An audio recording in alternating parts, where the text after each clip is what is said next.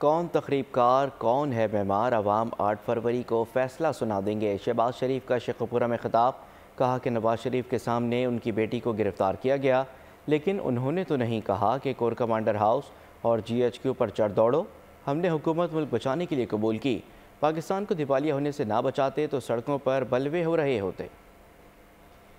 8 फरवरी को आपने फैसला करना है कि कौन तकरीबकार है, कौन पाकिस्तान का मेमार है। बेटी को नवाज शरीफ के सामने गिरफ्तार किया गया, लेकिन उसने तो ये नहीं कहा कोर कमांडर हाउस पर जाकर पथराव करो, GHQ में जाके पथराव करो। मैं कोई राम कहानी नहीं सुना रहा, कोई बोल वचन सुनाने नहीं आया। पाकिस्तान को दिवालियापन से ना बचाते तो पंपों पर पेट्रोल न मिलता, बैंकों के ऊपर खातेदार चढ़ दौड़ते, सड़कों के ऊपर बलवे होते। मैंने कहा ऐसी सियासत बाहर में जाए, अगर रियासत न रही तो सियासत कहाँ की, रियासत बच गई, सियासत भी बच जाएगी।